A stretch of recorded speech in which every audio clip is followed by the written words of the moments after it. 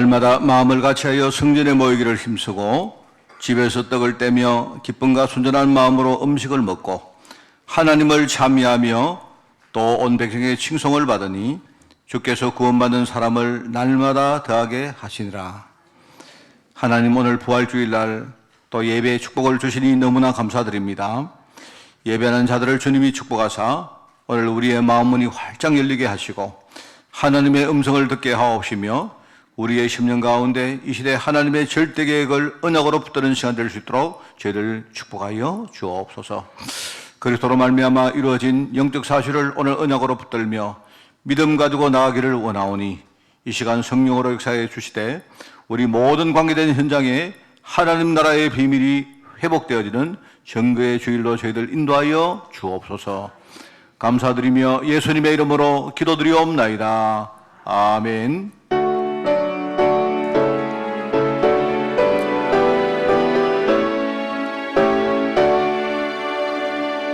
하늘에 가득한 영광의 하나님, 온 땅에 충만한 존귀하신 하나님, 생명과 빛으로 지혜와 권능으로 언제나 우리를 지키시는 하나님,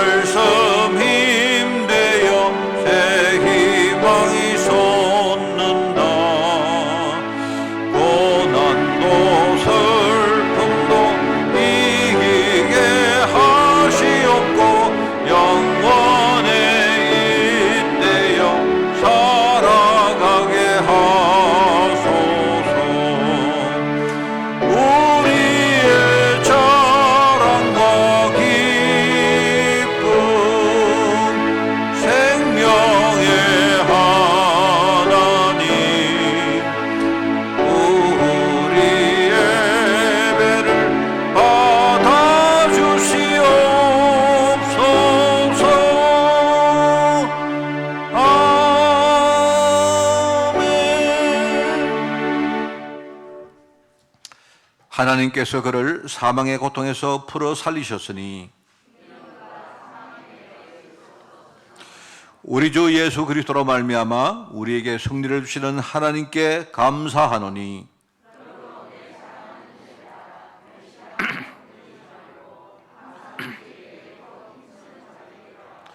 이 말을 할 때에 예수께서 친히 그들 가운데 서서 이르시되 너희에게 평강이 있을지어다 하시니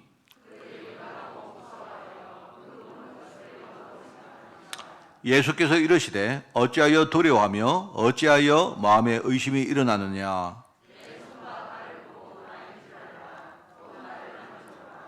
영은 살과 뼈가 없으되 너희 보는 바와 같이 나는 있느니라.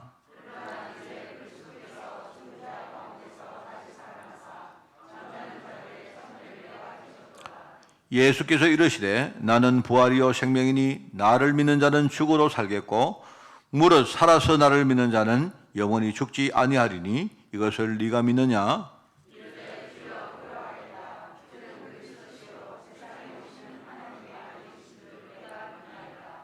아멘.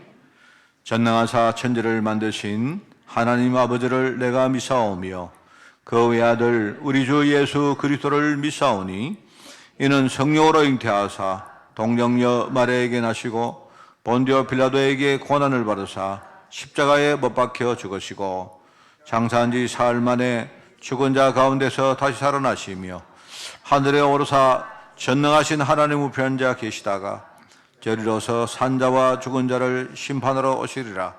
성령을 믿사오며 거룩한 공회와 성도가 서로 교통하는 것과 죄를 사하여 주시는 것과 몸이 다시 사는 것과 영원히 사는 것을 믿사옵나이다. 아멘.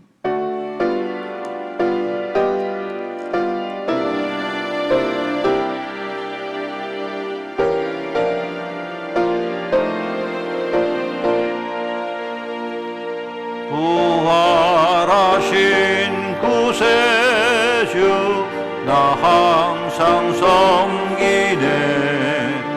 온 세상 조롱해도 주 성령 사셨네. 그 은혜로운 손길 부드러운 음성 주 예수 나와 함께 늘 계시네. 예수 늘 살아계셔서 주동행하여 주시며 늘 말씀하시네. 예수 내 구세주 예수 내 맘에 살아계시네. 늘 살아계시네. 온 세상 살펴보니 주 사랑 알겠네. 내 마음이 아플 때도 주 사랑 알겠네. 이 세상 풍파의 길 힘주시는 주님 주 다시 영광 중에 곧 오시리. 예수 늘 살아계셔서 주동행하여 주시며 늘 말씀하시네. 예수 내 구세주 예수 내 맘에 살아계시네. 늘 살아계시네. 주 믿는 성도들아 다 기쁜 노래로 주 예수 우리와 함께 다 찬양 드리세. 이 세상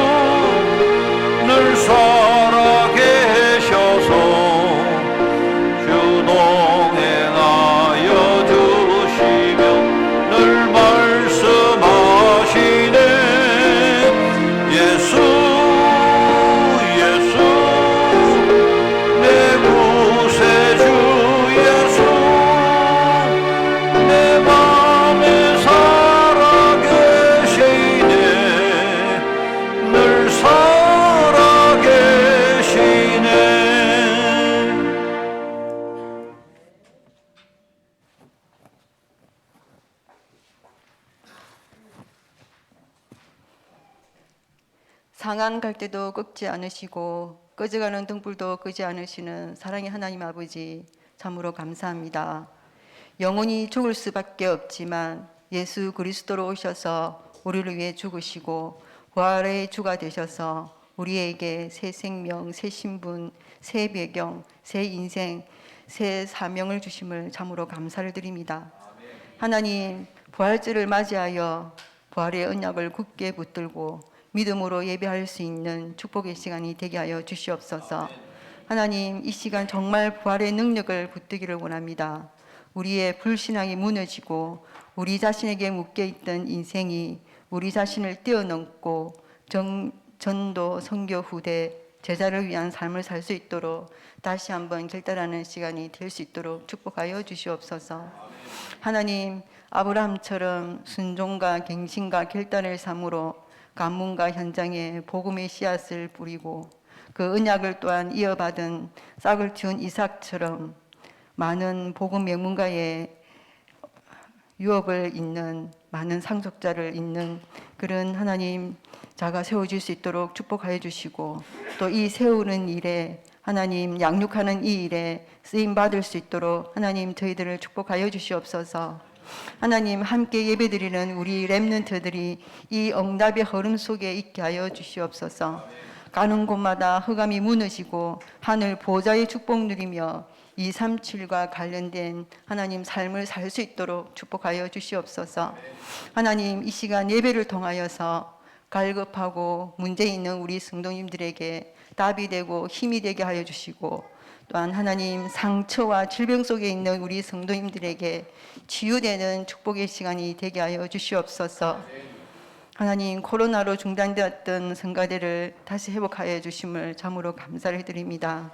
하나님, 정말 이 찬양이 흑암이 무너지고 하늘 보좌의 축복이 임하고 하나님께 영광이 되며 우리의 영이 살아나는 축복의 시간이 될 수 있도록 축복하여 주시옵소서. 무엇보다도 지휘자, 반주자, 전 성가대원들에게 은혜의 은혜를 다하여 주시옵소서. 하나님, 또 찬양을 들을 때에 우리 성도님들의 마음을 열어주시옵시고 은혜 받는 축복의 시간이 되게 하여 주시옵소서. 하나님, 말씀 전하실 목사님께 성령 충만과 오력을 다하여 주시옵소서. 5월 하나님 유럽 집회에 하나님 사역 가실 때에 날마다 새 힘 주시고 피곤치 않게 하여 주시옵소서. 하나님 가실 때마다 많은 하나님 응답받는 제자가 일어날 수 있도록 축복하여 주시옵소서. 이 시간 말씀 전할 때에 힘있고 능력 있는 복음의 메시지가 선포되어질 수 있도록 축복하여 주시옵소서. 또 이 시간 말씀 듣는 저희들에게 영안을 열어주시고 마음이 뜨거워지게 해주시며 한 주간 성취될 언약의 메시지를 붙잡을 수 있는 시간이 되게 하여 주시옵소서. 흩어져 예배드리는 성도님, 또 유럽에 있는 중직자 렘넌트에게도 동일한 은혜를 내려주시옵소서. 하나님, 이 시간 예배를 드리고 있습니다. 하나님께 영광이 되게 하시고 나를 살리고 후대를 살리는 그런 배경되는 예배가 되게 하여 주시며 발판이 되는 예배가 되게 하여 주시옵소서. 하나님, 예배를 마치고 돌아갈 때에 우리에게 기쁨이 충만하게 하여 주옵소서. 감사합니다. 예수 그리스도 이름으로 기도드립니다.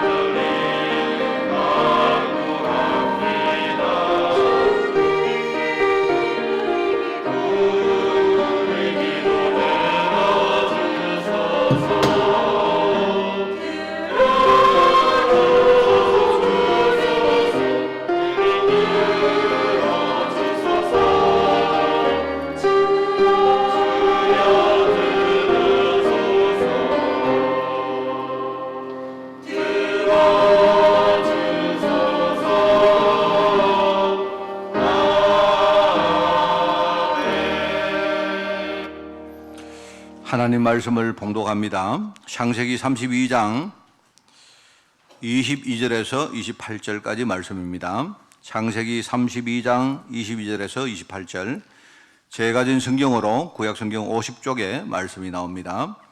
창세기 32장 22절에서 28절을 봉독을 합니다. 밤에 일어나 두 아내와 두 여종과 11 아들을 인도하여 야복 나루를 건널세. 그들을 인도하여 시내를 건너가게 하며 그의 소유도 건너가게 하고, 야곱은 홀로 남았더니 어떤 사람이 날이 새도록 야곱과 씨름하다가 자기가 야곱을 이기지 못함을 보고 그가 야곱의 허벅지 관절을 치매 야곱의 허벅지 관절이 그 사람과 씨름할 때에 어긋났더라. 그가 이르되 날이 세리하니 나로 가게 하라. 야곱이 이르되 당신이 내게 축복하지 아니하면 가게 하지 아니하겠나이다. 그 사람이 그에게 이르되 네 이름이 무엇이냐? 그가 이르되 야곱이니이다. 그가 이르되 네 이름을 다시는 야곱이라 부를 것이 아니요 이스라엘이라 부를 것이니 이는 네가 하나님과 및 사람들과 겨루어 이겼음이니라. 아멘.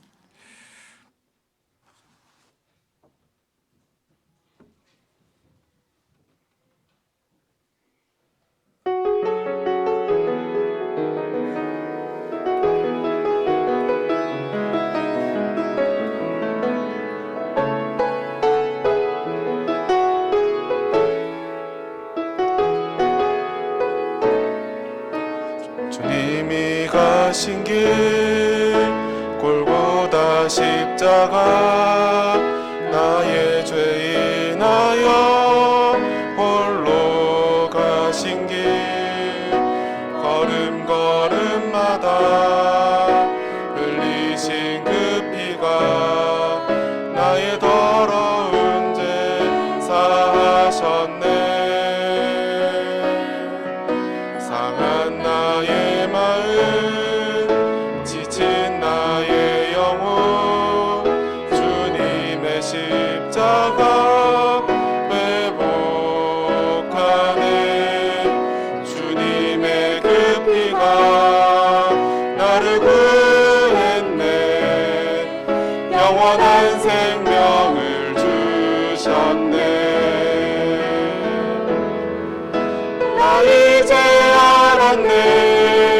그 피의 의미를, 눈물의 의미를 나는 알았네. 자기를 내어주어 세상을 구했네.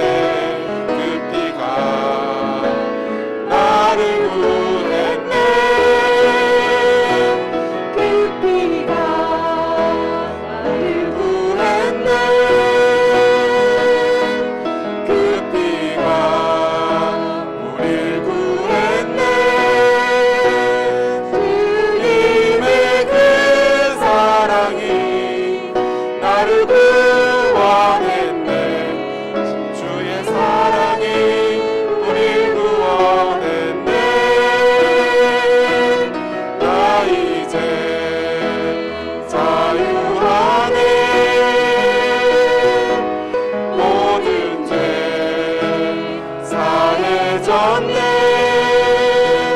당신을 구하시려 이 땅에 오신 주.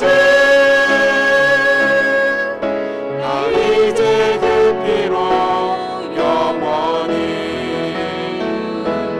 그 피가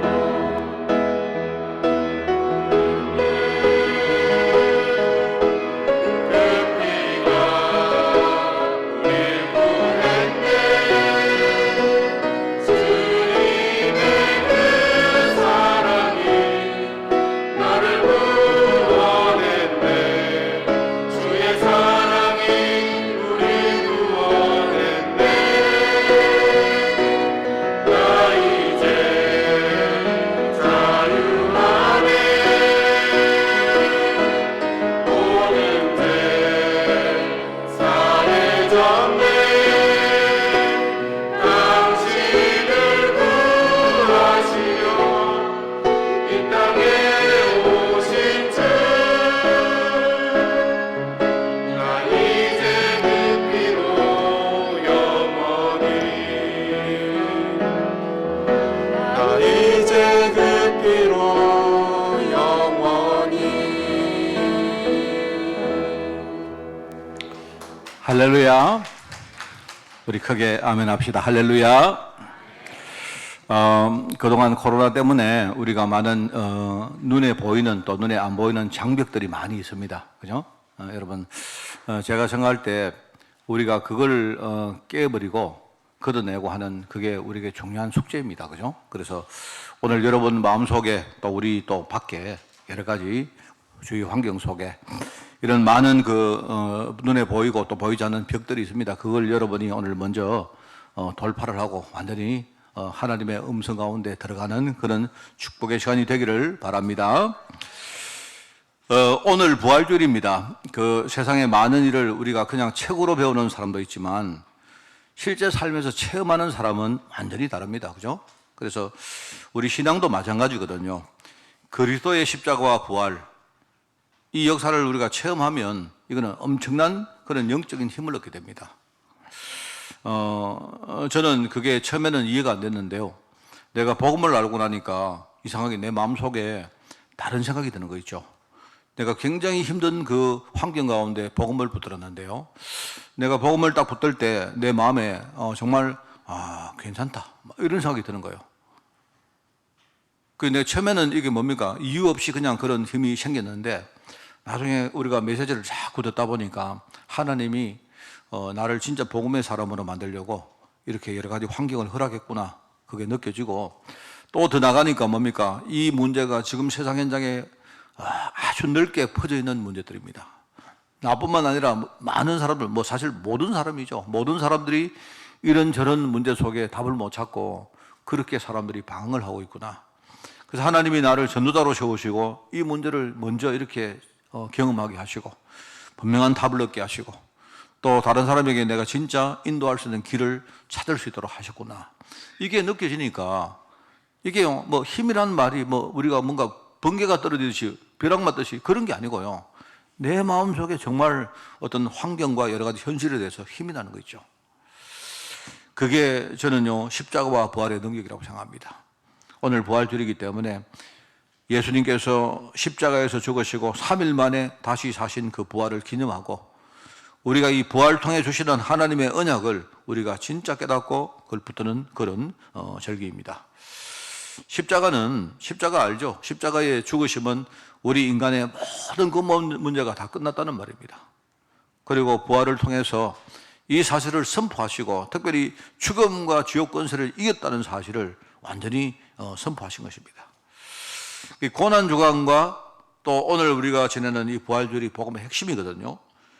그래서 이제 이걸 우리가 잘 모릅니다. 흑암이 자꾸 이걸 속입니다. 뭐냐니까 대부분의 사람들이 그냥 십자가에서 이루신 영적 내용보다는 그냥 그리스도 죽음에 대한 일종의 마음의 우리 인간적인 숙연함과 일종의 비통함 그런 데 빠지게 만듭니다.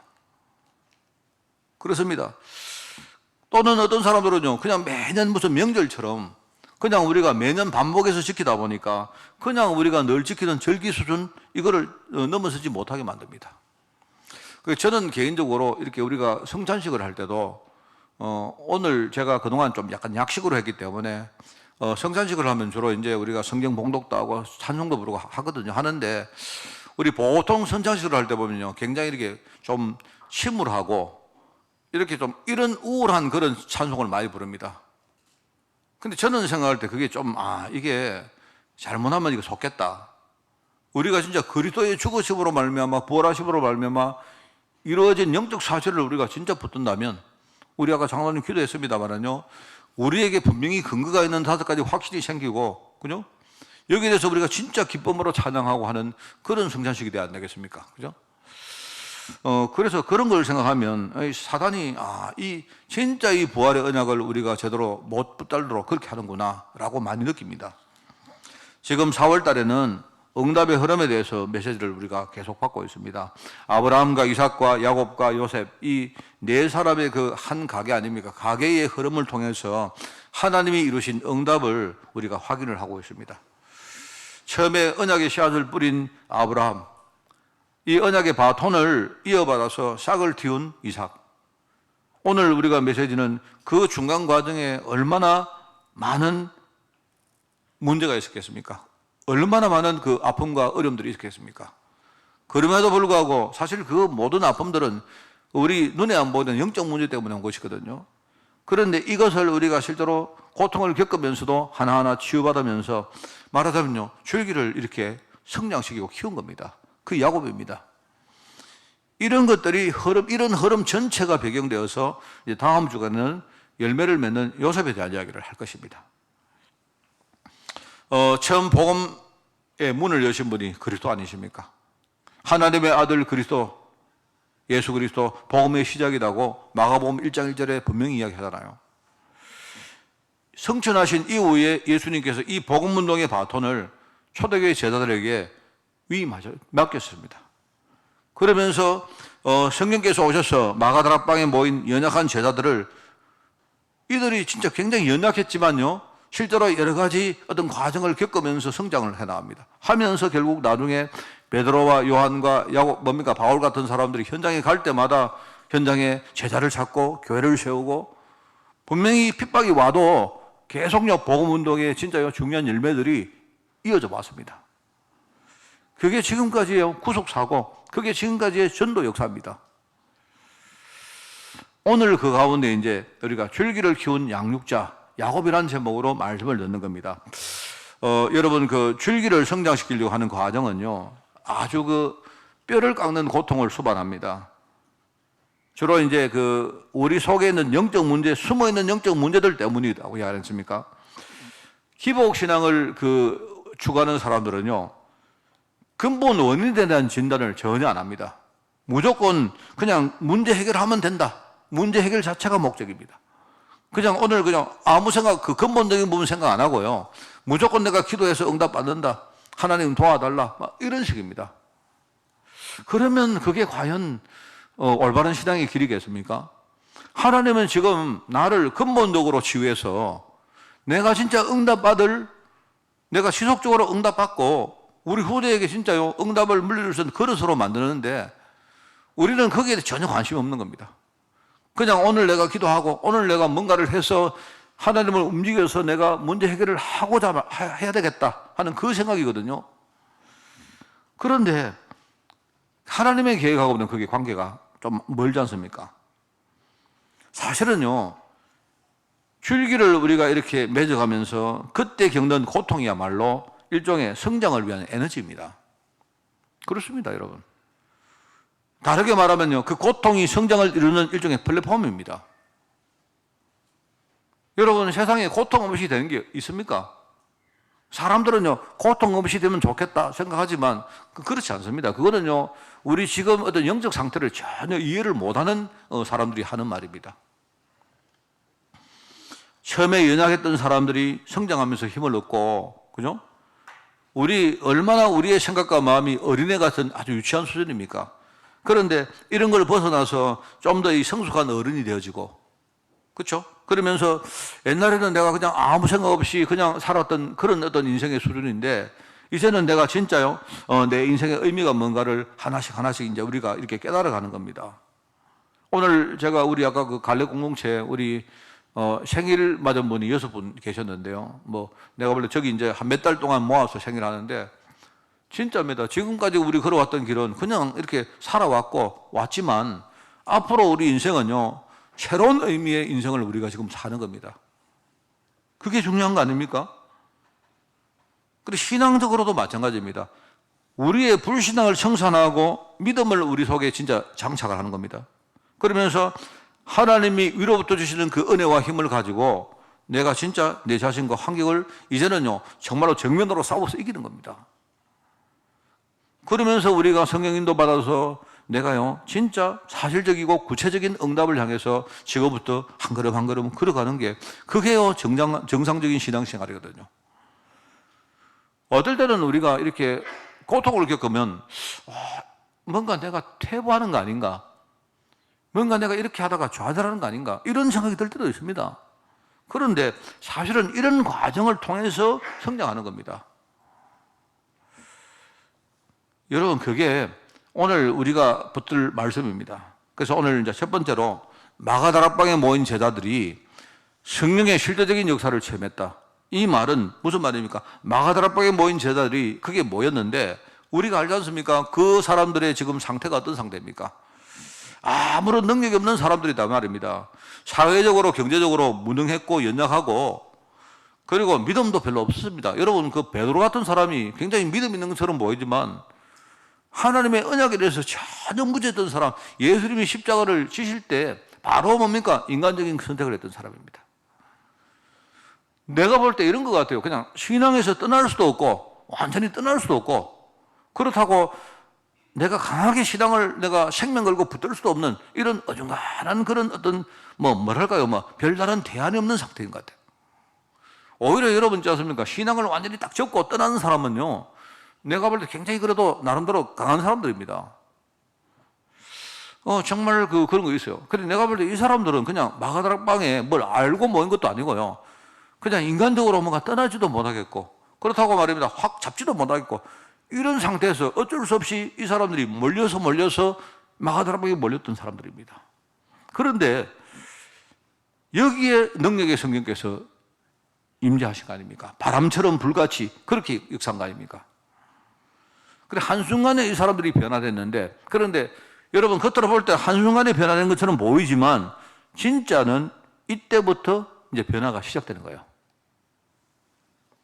사도행전 2장 이후에 여러분 보시면 엄청난 외부적인 핍박을 받습니다.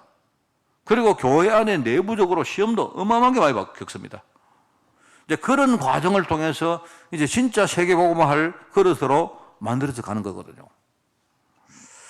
여러분 제가 이야기 많이 합니다. 외부에서 핍박이 온다. 이 말은 외부의 핍박을 이겨가면서 조금씩 뭡니까? 우리 신앙이 단단하게 다져가는 겁니다.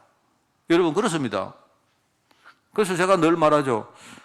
우리 언약 가진 우리 어른들은요, 우리 후대를 위해서 여러분 기도하실 때 하나님 우리 아이 어디 가도 좀 안 힘들게 하시고 어려움 안 겪게 하시고 웬만하면 이렇게 뭡니까? 막 그냥 쭉쭉 빵빵 그죠? 고속도로 타고 스무스하게 자연스럽게 이런 기도하시면 여러분 안 돼요.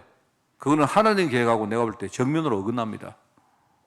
왜냐니까 그런 기도하는 마음에 부모의 마음은 우리가 이해하지만 그렇지 않습니다. 세상은 우리 아이들이 거기에 뛰어들어가지고요, 진짜 외부의 풍상도 겪고 바람도 겪고 하면서 애들이요 신앙이 단단하게 다져가야 됩니다. 이렇게 되어야 나중에 실제로 사단하고 싸워서 이길 수가 있습니다. 하나님이 이런 계획을 가지고 있거든요. 분명히 성령 충만 받고 세계복음화 운동에 뛰어든 뭡니까? 마가다락방 초대교회인데 시작부터 뭡니까? 외부에서 어마어마한 핍박이 옵니다. 그런데 외부 핍박을 이겨가면서 개인의 신앙이 다져지는 거예요. 여러분 그렇습니다. 그리고 내부에서 우리가 생기는 시험이 많습니다, 여러분. 그런데 우리가 이 시험을 극복한다는 말은 조금씩 뭡니까? 사람을 수용하는 시스템을 만든다 이 말입니다. 교회는 결국은 뭐냐니까, 교회는요 일종의 우리가 앞으로 복음 전할 세상 현장의 하나의 축소판입니다. 이 교회 안에 사람들이 몇 명 없어도요 별의별 일들 다 생깁니다. 그게 우리 나가보면요 그 세상이거든요, 그게. 그래서 하나님이 요셉을 그 가정에, 요셉 가정이 몇 명 안 되지만요 그 안에 인간 세계에 일어날 수 있는 수많은 일들이 그 안에 일어난 거예요. 그런데 뭡니까? 우리 내부적인 시험이 일어난다 할 때 이걸 극복해 가면서 뭐냐? 사람을 조금씩 우리가 진짜 품고 수용할 수 있는 그릇이 만들어진 거거든요. 이게요 하나님이 하시는 세계복음화의 방법입니다. 말하자면 줄기가 이렇게 키우면서 커지면서 성장해 간다는 말 아닙니까? 제가 그 말했죠. 애들이 키가 클 때 애들이 뼈 같은 게 아프다 하잖아요. 사람은 누구나 성장을 쭉 하지만 집중적으로 이렇게 뭡니까? 이렇게 성장할 때가 있거든요. 그때는 뭔가 갑자기 성장하니까 애들 느낌에 뭔가 뼈가 아프고 아프다 말입니다. 내가 볼 때 그게 생물학적으로 굉장히 그게 맞는 말이에요. 성장이 뭐라 했습니까? 우리 세포가, 하나의 세포가 이게 이제 두 개로 쪼개지는 겁니다. 분화되는 겁니다. 그러니까 한 개가 두 개로 찢어지고 두 개가 네 개가 되고 네 개가 여덟 개가 되고 이렇게 분화되니까 아프지 않겠습니까? 평상시에는 우리가 조금씩 되니까 못 느껴서 그렇죠. 애들이 성장을 할 때 팍 성장하면요 그게 아프지 않습니까? 그만큼 우리가 성장한다는 말은요 그게 고통을 수반한다는 말이에요. 이러면서 아까 말했지만 이 아픔이 우리 성장의 에너지가 되고 결국은 이게요, 성장을 위한 일종의 플랫폼이 된다는 거죠. 그게 바로 성장입니다. 마가다락방에 모인 제자들이 성령 실제적인 역사를 체험했는데 이때 전도 문이 열리고요. 말씀이 성취되어지고 실제로 뭡니까? 이때 현장이 막 변화되어지는 이런 일들을요, 실제로 체험하거든요. 근데 이걸 체험했다면 그다음부터 아무 문제가 없어야 될 건데 그렇지 않잖아요.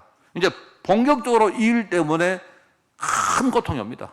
엄청난 핍박을 받습니다. 그런데 상관없습니다.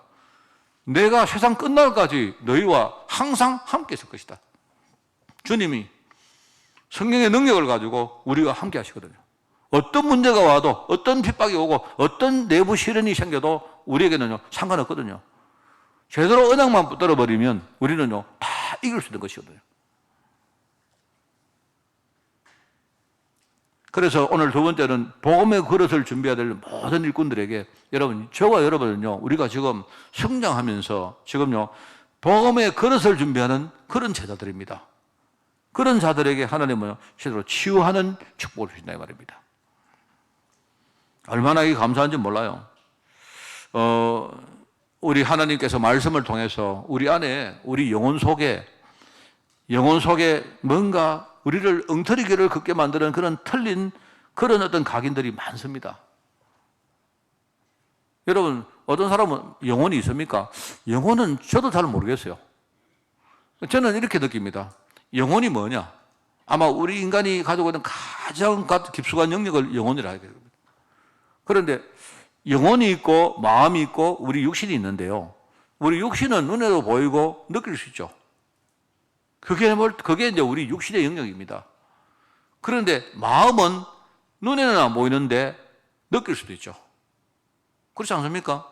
내 눈에 보이지 않고 내가 만질 수도 없지만 우리 마음 속에 있는 많은 것들을 우리는 느낄 수 있잖아요.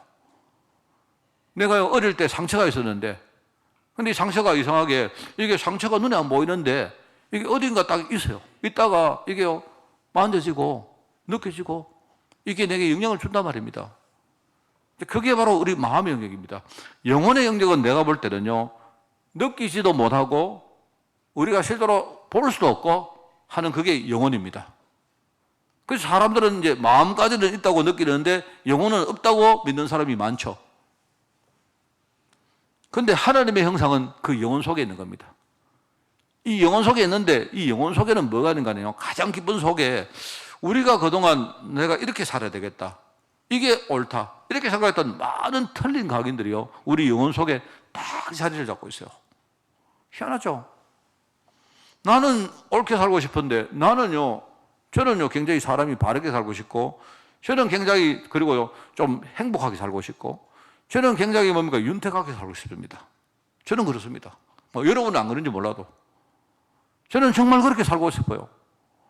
그런데 나는 그걸 위해서 지금까지 애를 쓰고 교육도 받고 투자도 하고 그렇게 살았는데 나는 이상하게 그렇게 살기를 원하는데 내 인생은 자꾸 딴 쪽으로 가요. 왜 그럴까요? 나는 왜 그럴까? 잘 모르겠습니다. 뭔가 내 안에 가장 깊은 영역 속에 나로 하여금요 내 인생의 가장 근본적으로 영향을 주는 뭐가 있어요. 저는 그걸 알았죠. 이게 바로 하나님을 떠난 이게 원죄 문제고 이게 내가 하나님을 떠난 영적 상태고 이 상태를 따라가다가 내 인생은 저주라는 그죠? 쉽게 말하면 내가 고통을 겪는데 이게 실패를 하고 실패해서 끝나는 게 아니고요. 이제 나중에 저주와 완전히 실패, 완전히 멸망으로 가는 거예요. 이게. 이 인생의 흐름으로 나를 끌고 가는 겁니다. 그런데 여러분이 인정하든 안 하든 그 배후에는요, 눈에 보이지 않는 뭔가 그런 세력들이 딱 있는 겁니다. 이게요, 우리 영혼에 이게 영향을 주는 부분들입니다. 그러다 보니까 내 마음에 가지고 있는 많은 생각들과 이런 것들이 별것도 아닌데 자꾸 안 좋은 쪽으로 영향을 받아요. 이러면서 내 인생 전체가 거기 영향을 받고 끌려가는 겁니다. 내가 그걸 보면서 우리 영혼 속에 내가 보이지도 않고 느끼지도 못하는 영혼이지만 그렇습니다. 그러나 그 속에 가장 깊은 것 속에 나로 하여금 뭔가 내가 원치 않는 하나님이 원하지 않는 그 어떤 뭔가로 끌고 가는 존재가 있구나. 저는 그걸 느낍니다. 정말 그거 느낍니다. 그런데 우리가 하나님 말씀을 자꾸 듣는 겁니다. 이 말씀을 우리 영혼 속에 채우는 겁니다. 내가 누구이고 하나님이 나에게 어떤 계획을 가지고 계시고 하나님이 어떤 그 계획을 위해서 내게 어떤 축복을 주셨고 앞으로 내가 사는 인생에 하나님이 어떻게 나를 인도하실 것이고 하나님이 뭘 위해서 내가 나를 이끌어 가실 것인지 그걸요, 그 말씀들을 그 영혼 속에다가 내가 자꾸 채우는 겁니다. 그러면 내 영혼 가장 깊은데 각인된다는 말은요, 여러분 각인이 뭐라고 했습니까? 조각칼 갖는 거 가지고요, 우리 영혼 속에다가 새겨진 게 있어요. 그게 불신앙입니다. 그게 창세기 3장, 6장, 11장으로 가는요, 불신앙들입니다. 꼼짝도 못해요. 우리 영혼이 새겨져 있는데 거기에. 그런데 그게 하나님 말씀이 들어갈 때에 그게요, 바뀌기 시작하는 겁니다.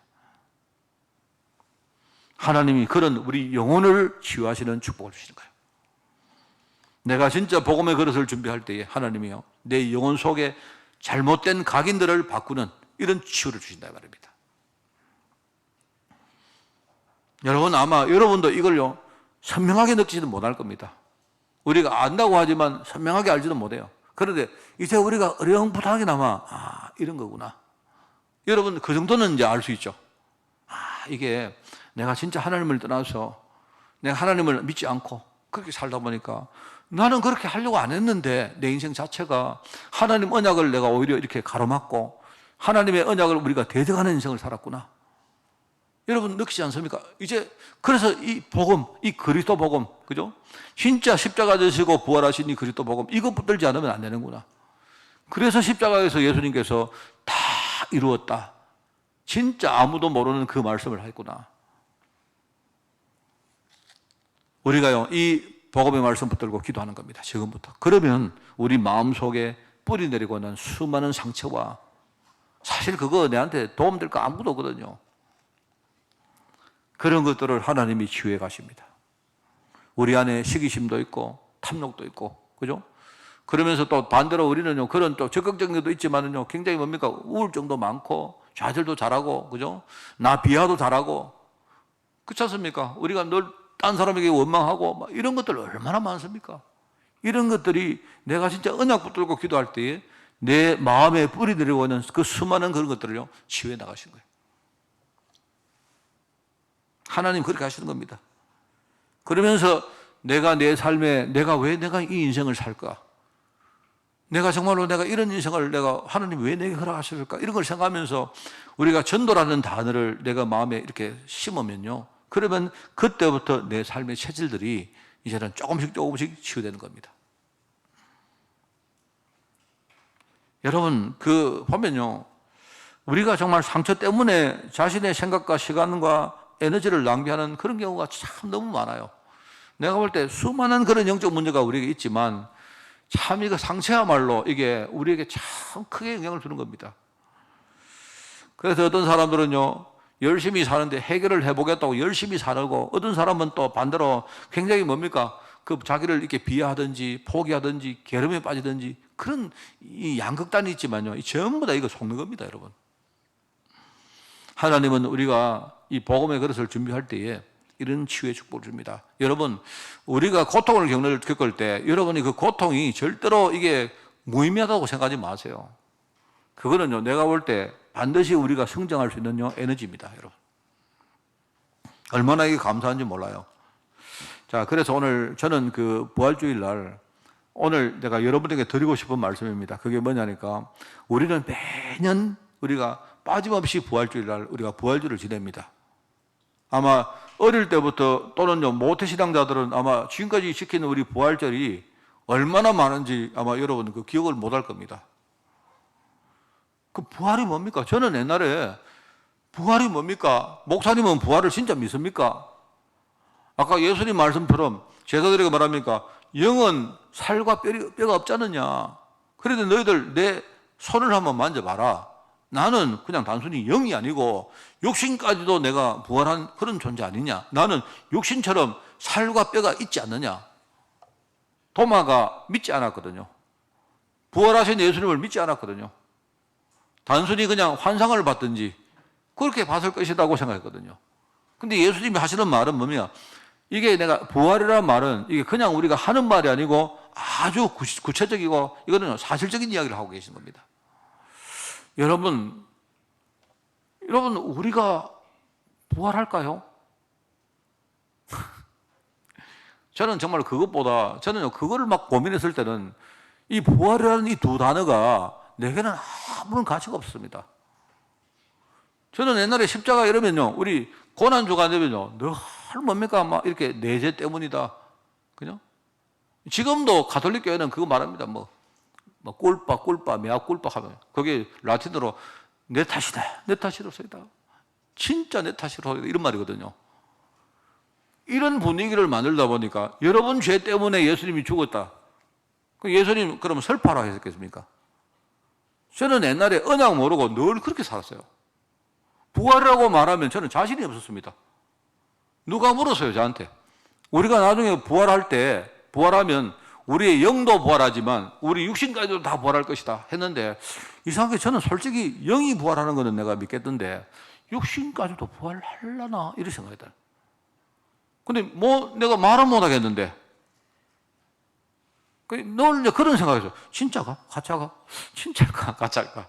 만약에 누가 내한테 부활을 믿습니까? 이래 물으면 내가 뭐라고 해야 될까요? 예를 들어 우리 하광지 의사님이 목사님은 부활 진짜 믿습니까? 이래 물으면 내가 목사가 안 믿습니다. 이렇게 말하기도 힘들고 그렇다고 또 진짜 믿습니다. 이것도 또 거짓말 같고 나 사실 잘 모르겠어요, 사실. 내가 이제 믿고 싶습니다, 저는요. 그런데 제가 여러분에게 드리는 메시지는 뭐냐니까 저는 하나님이 나를 복음으로 바꾸셨다는 걸 내가 믿습니다. 내가 나중에 말합니다. 죽었다가 내가 죽으면 아마 그때쯤이면 아마 화장 안 하겠습니까? 그럼 화장하면 전부 다 내가 죄가 됐겠죠. 주님 부활에 오실 때, 재림에 오실 때 갑자기요, 죄들이 막 살아나가지고 싹 해가지고 내 모습으로 돌아왔을 때 똑같은 모습일까요? 그때는 내 여기 끝모습 같은 좀 없어지고 이러면 좋겠는데. 네. 맨날 그런 식입니다. 잘 모르겠어요, 사실 저는 솔직히 내가 솔직하게 말하면 거기에 대해서는 별 이렇게 모르겠고 내가 뭐라고 여러분 믿는다고 말해도 별 근거도 없고 그렇습니다. 근데 내가 확실한 게 하나 있다니까요. 내가 진짜 그리스도를 믿고 나서 내가요, 내 신앙과 내 인생 전체가 그리스도가 부활한 것만큼 내가 살아났다는 사실은요, 확실합니다. 네, 그걸 여러분에게 말씀드리고, 우리가 매년 드리는 이 부활절이 우리는요, 늘 무슨 명절같이요, 명절처럼 그렇게 하지 말자 이 말입니다. 그거는 하나님의 얘기 아니다 이 말입니다.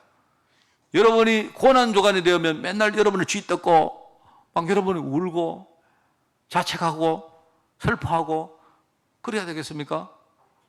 여러분 고난주간에 여러분이 고기 먹으면 안 돼요. 여러분 원래도 그래요. 고기 먹으면 지금도요 좀 엄격한 그 교파들은요, 여러분이 고난주간에 여러분이 막 떠들고 웃고 돈 많이 쓰고 어디 가가지고 막 그러면 안 돼요, 여러분. 지난주간에 금요일부터 여러분 조용히 집에서 여러분 조용히 풀만 뜯고요, 조용히 기도하면서 살아야 됩니다. 근데 내가 볼 때 우리 성도들은 얼굴이 막 때깔이 팍 나는데 고난주간인지도 모르고 막 넘어가셨죠.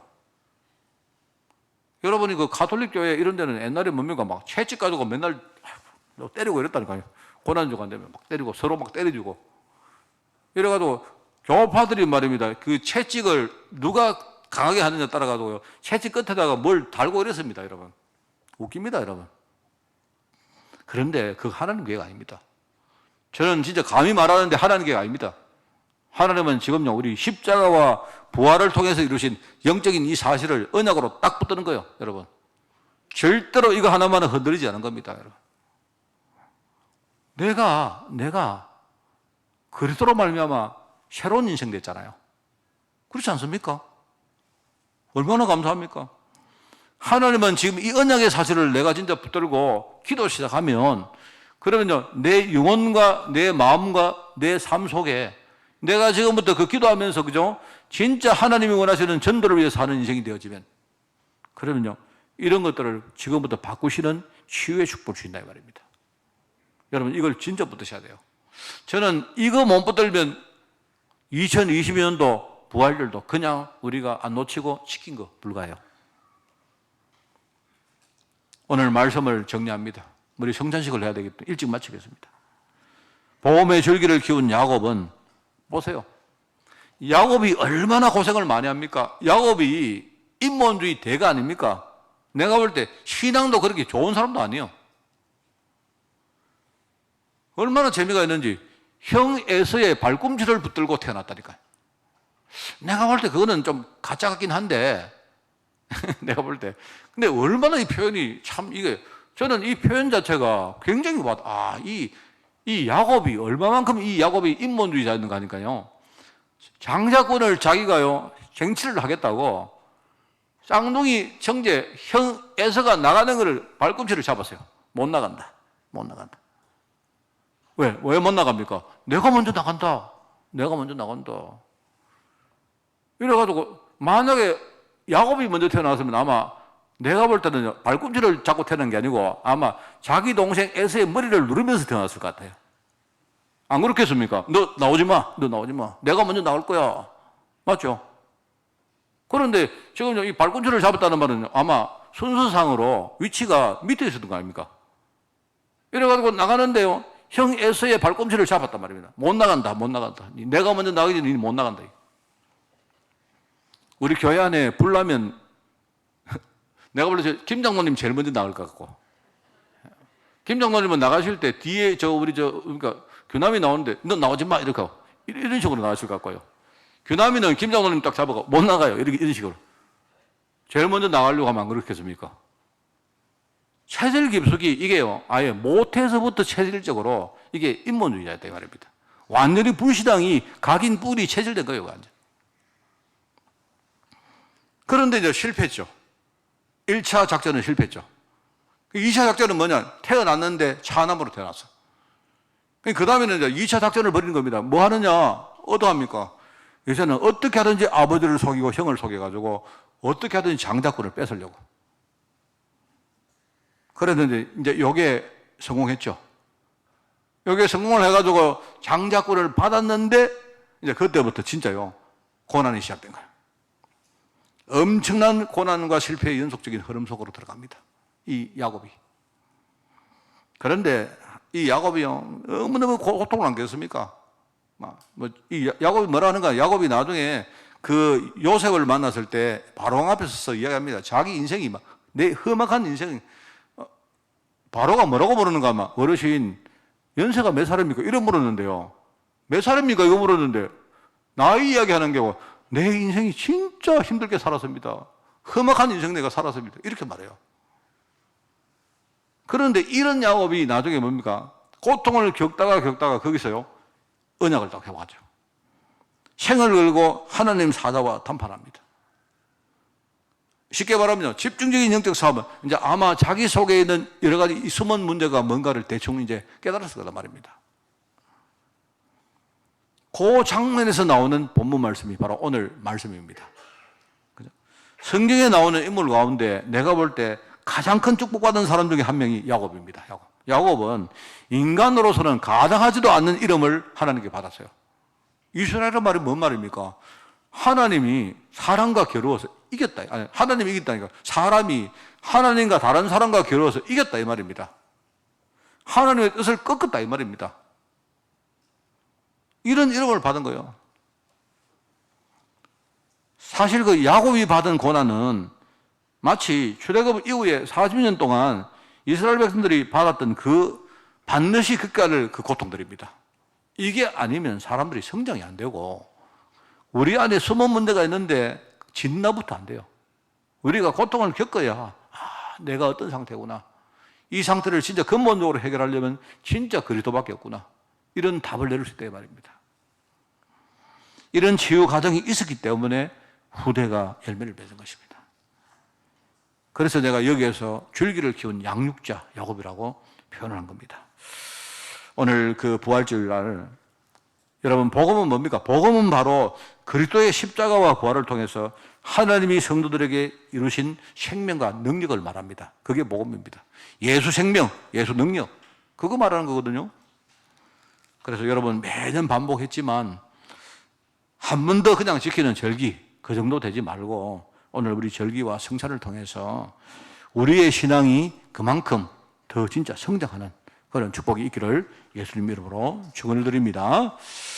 하나님 감사드립니다. 오늘 말씀 주시고 우리가 복음 안에서 한도 걸어갈 수 있도록 은혜 주시니 너무 감사드립니다. 오늘 복음의 중요한 영적 사실을 언약으로 붙들고 승리할 수 있도록 주님이 축복하시고 오늘 이 주일날 정말 많은 치유가 일어나는 능력의 시간으로 저희를 인도하여 주옵소서. 감사드리며 예수님의 이름으로 기도드리옵나이다. 아멘.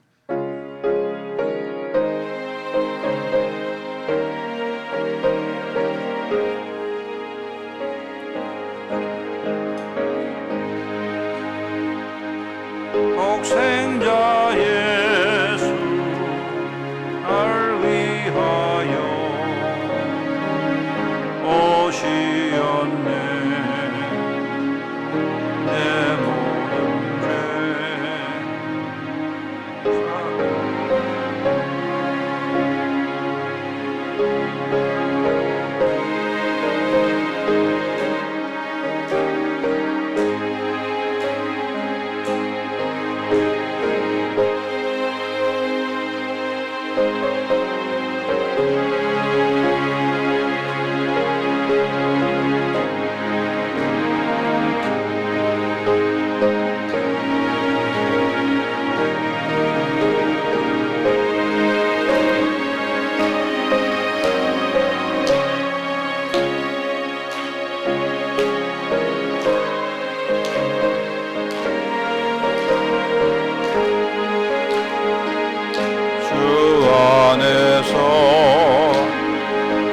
거듭난 우리 기뻐하며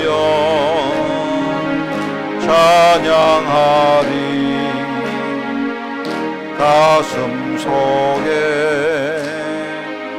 넘치는 확신 우리의 가는 길에 소망 넘치네. 살아계신 주 나의 참된 소망 두려움이 사라지네. 사랑의 주네 갈 길 인도하니 내 모든 삶의 기쁨 늘 충만하네. 선한 사후 다 마친 후에 우리 주님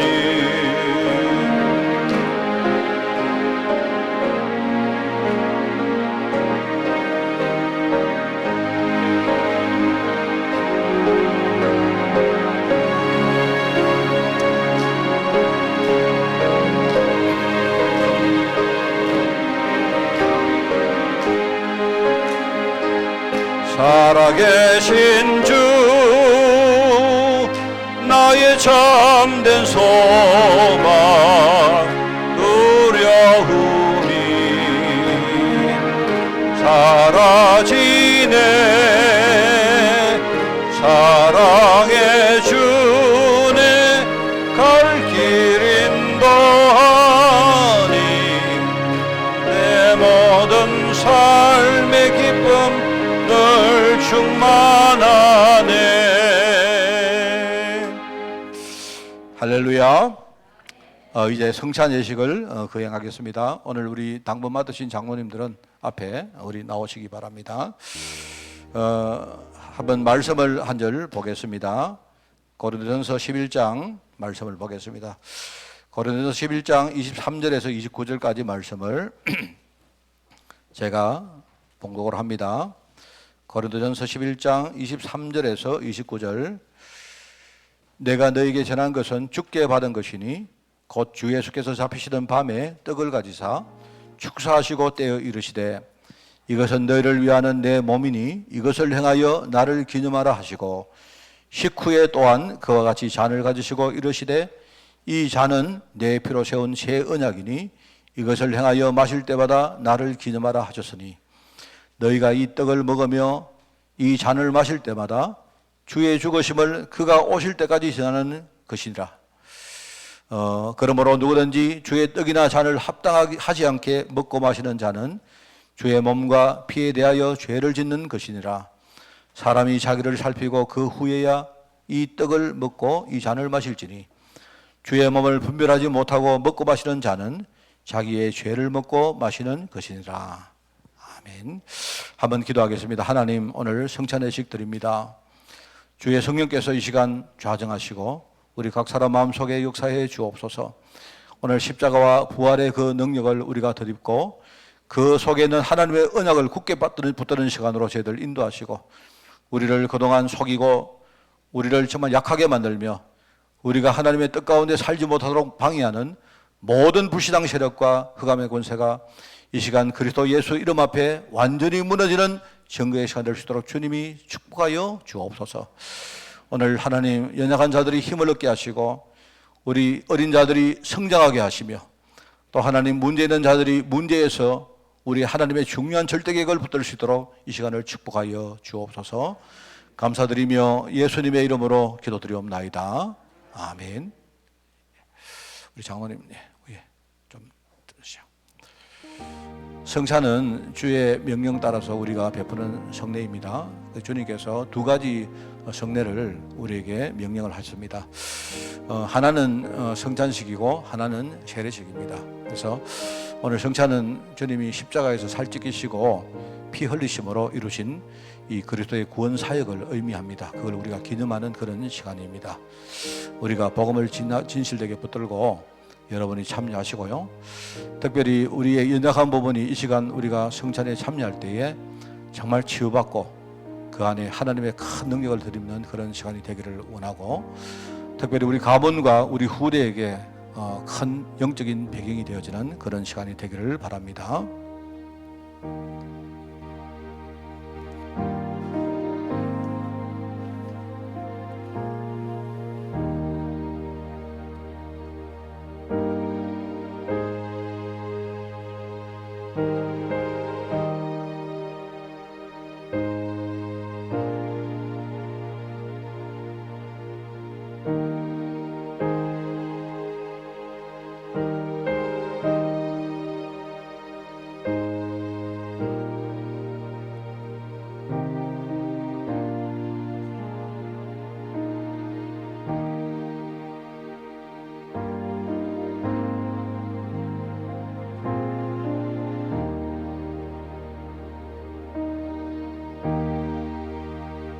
자, 이제 우리가 떡을 받겠습니다.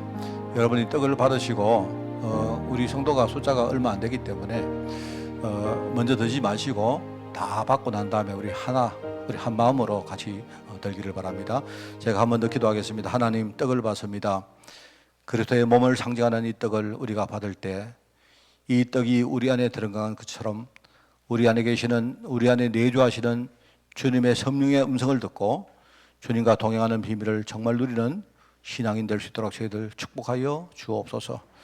오늘 이 정말 성찬식에 하나님이 함께 하시며 하나님이 모든 것을 이끌어갈 줄 믿습니다. 우리 성도들 정말 세계복음을 할 만큼 우리 신앙이 성장할 수 있도록 주님이 축복하여 주옵소서. 감사드리며 예수님의 이름으로 기도드리옵나이다. 아멘.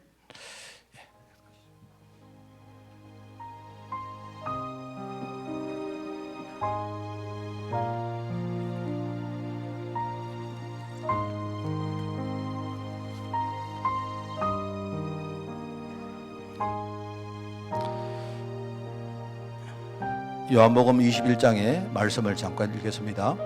저희가 조반 먹은 후에 예수께서 시몬 베드로에게 이르시되 요한의 아들 시몬아, 네가 이 사람들보다 나를 더 사랑하느냐 하시니 가로되 주여 그러하여다.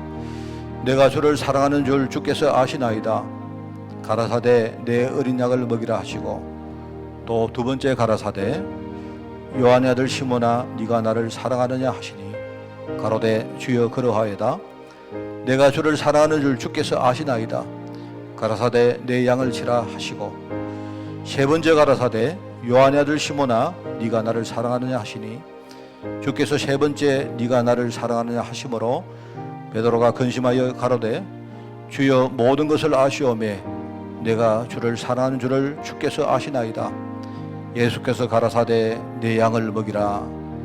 내가 진실로 진실로 네게 이르노니 젊어서는 네가 스스로 띠뛰고 원하는 곳으로 다녔거니와 늙어서는 네 팔을 벌리리니 남이 네게 띠띠우고 원치 않는 곳으로 데려가리라. 아멘. 우리 2층에도 전부 다 떡을 베푸시기 바랍니다. 다 여러분 다 떡을 받으셨습니까?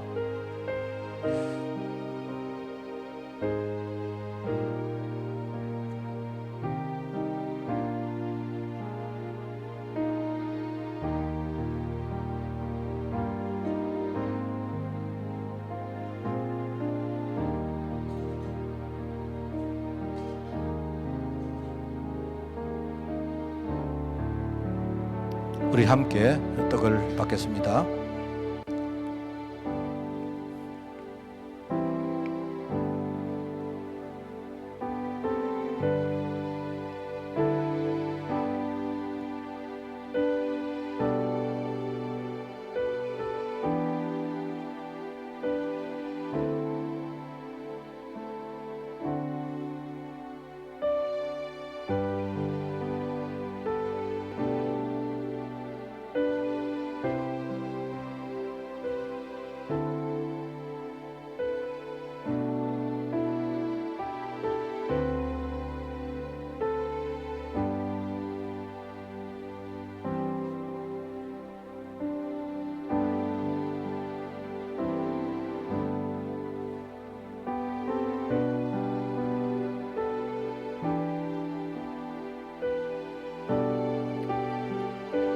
이제 우리 그리스도의 피를 상징하는 잔을 받겠습니다. 이 잔이 우리 안에 들어갈 때 우리 안에 하나님의 절대 언약의 피가 흐르는 것입니다. 우리는 앞으로 사람을 살리고 현장의 이 불신 문화를 바꾸는 거기에 쓰임받을 한 시대의 제자들입니다. 여러분 이 제자 언약을 정말 붙드시고 여러분은 앞으로 절대 불신하지 말고 우리가 신앙으로 앞으로 많은 사람들을 살리는 그 대회에 여러분 서시기를 바랍니다. 우리 잔도 똑같이 여러분 다 받으시고 함께 나중에 들도록 그렇게 하겠습니다.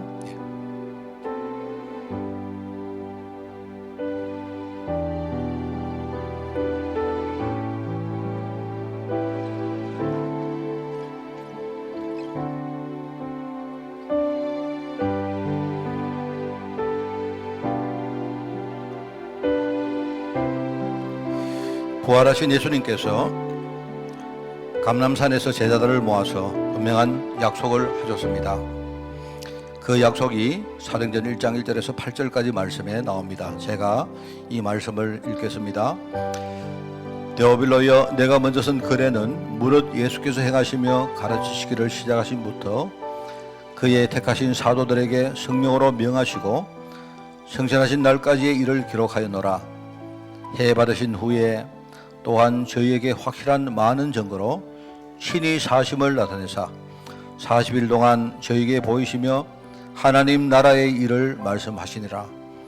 사도와 같이 모이사 저희에게 분부하여 가라사대 예루살렘을 떠나지 말고 내게 들은 바 아버지의 약속하신 것을 기다리라. 요한은 물로 세례를 베풀었으나 너희는 몇 날이 못되어 성령으로 세례를 받으리라 하셨느니라. 저희가 모였을 때에 예수께 묻자와 가르되 주께서 이스라엘 나라를 회복하심이 이때니까 하니 가라사대 때와 기한은 아버지께서 자기 권해주시니 너희 알 바 아니요 오직 성령이 너희에게 마시면 너희가 권능을 받고 예루살렘과 온 유대와 사마리아와 땅까지 이르러 내 증인이 되리라 하시니라. 아멘. 우리 2층에도 다 잔을 받았습니까? 성가대도 다 받으셨습니까?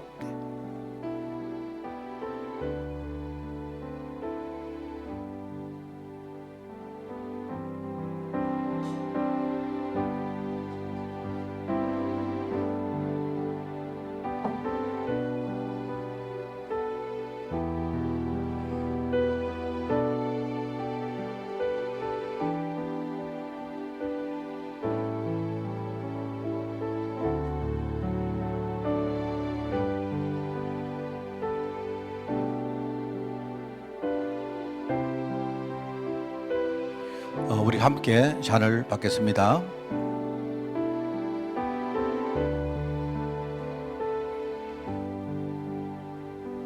여러분 그 잔은 여러분 자리에 이렇게 다 놔두시면 나중에 우리가 수고를 하도록 그렇게 하겠습니다. 한번 이 시간 기도하겠습니다. 하나님, 오늘 하나님과 함께 언약의 또 세약을 합니다. 우리의 신앙 고백을 드립니다. 우리 앞에 결단을 하나님 앞에 우리가 고백을 드립니다. 우리가 연약하지만 또다시 우리가 한번 도전하며 믿음의 길을 갈 것을 하나님 앞에 우리가 세약을 드립니다. 올 한 해 하나님 많은 일들 있었지만 이 모든 일들을 뛰어넘고 세상의 불신 문화를 바꾸며 많은 영혼들 살리는 대열에 저희들 서기를 원하오니 우리 교회를 축복하시고 우리 교회가 이 시대에 정말 세계복음화의 플랫폼으로 사용될 수 있도록 주님이 축복하여 주시고 여기에 참여한 모든 제자들을 주님이 축복하사 오력의 힘과 증거를 가지고 한 주간 넉넉히 승리자의 삶을 살 수 있도록 주님이 축복하여 주옵소서. 감사드리며 예수님의 이름으로 기도드리옵나이다. 아멘.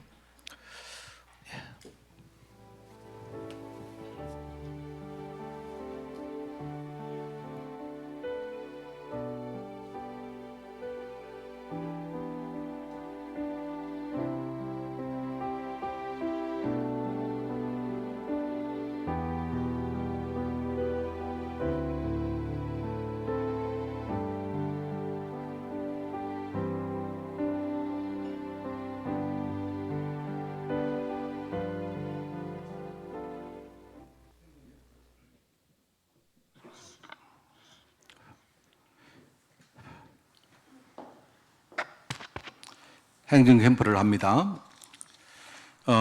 아직까지 우리 완전히 모든 것이 이렇게 풀린 게 아니기 때문에 여러분 예배할 때에 방역 수칙을 잘 지켜주시기를 바라고요. 오늘 부활주일입니다. 여러분 하루 종일 부활의 하나님의 능력을 누리시는 날이 되기를 바랍니다. 점심 식사 후에 3여전대 원래를 가집니다. 그리고 23일 날 37 캠프팀들이 교회 방역과 청소 수고하십니다. 그리고 23일은 렘넌트데이, 그리고 26일 날 화요 집회, 그 다음에 5월 6일은 25번째 세계 선교대회가 비대면으로 진행이 되어집니다. 그리고 건강해외 직장군 제목으로 기도가 필요한 분들 많이 있기 때문에 기도해 주시고요. 저는 5월 5일부터 13일까지 유럽에 그동안 미뤄왔던 그 순회 사역을 또 하고 그럴 일정입니다. 많이 기도해 주시기 바랍니다. 오늘 그 인사할 분이 있습니다. 우리 그 이예설 집사가 6월 4일 날 결혼식을 올리는데요. 오늘 이제 그 앞으로 함께할 예비 신랑이죠. 오늘 같이 인사하러 왔습니다. 이름은 우리 양보람 구산초등학교 교사이고요. 또 신앙 가운데 두 사람이 그렇게 만나서 앞으로 신앙으로 그 축복의 인생을 또 시작할 것입니다. 여러분들 오늘 간단하게 인사하고 따로 아마 여러분 개인적으로 이렇게 여러 가지 인사도 드리고 그렇게 할 것입니다. 두 사람은 일어나시죠? 예. 두 사람이 이제 앞으로 교사 부부로 그렇게 살 것인데 많이 기도해 주시고 부자 뒤로 서는 게 좋겠습니까? 예, 뒤로 앞으로 인사하시면 안 되고 예, 그래서 예, 됐습니다. 그래서 인사하시고 여러분이 축하의 박수를 해주시기 바랍니다. 인사해 주십시오. 예, 개인적으로는 따로 인사를 드리겠습니다. 예, 많이 기도해 주시기를 부탁을 드립니다. 이제 캠프 통해서 하나님과 교회와 소통하는 축복을 한 주간 여러분 풍성히 누리시기를 축원을 드립니다.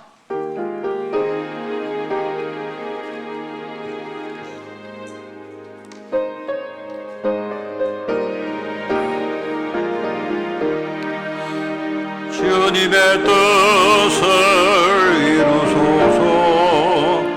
온전히 나를 주장하사 주님과 함께 동행함을 만민이 알게 하옵소서. 아멘. 하나님, 오늘 우리가 예배드리며 우리가 지금 살고 있는 세상 현장을 우리가 보기를 원합니다. 세상은 지금 여러 가지 문제 때문에 사람들이 정말 답을 모르고 그 고통하면서도 정말 하나님 갈등하는 이 현실을 바라보며 하나님 특별히 우리가 이 현장의 복음의 증인으로 서기를 원합니다. 특별히 경제 문제가 전 세계를 강타하면서 사람들이 경제의 종이 된 이 모습을 바라보며 우리는 복음 경제의 정인으로 이 현장에 서기를 원합니다. 주님이 축복하시고 우리 성도들을 축복하사 앞으로 모든 삶 속에서 많은 영혼들을 살릴 수 있도록 주님이 축복하여 주옵소서. 만왕의 왕 되시며 만주의 주 되신 우리 주 예수 그리스도의 은혜와 하나님의 그 놀라운 사랑하심과 성령님의 지금 함께 하심이 오늘 부활절날 하나님 앞에 부활의 언약을 붙들고 또 한 번 더 신앙 고백하며 승리하기를 원하는 모든 죄종들 머리 위에 이들의 가정과 산업과 자녀들을 위해 주의 몸된 교회 위에 세계 복음화에 수고하는 종들과 특별히 유럽 현장 중직자들 관련들을 위해 지금부터 영원까지 항상 함께 계실지어다. 아멘.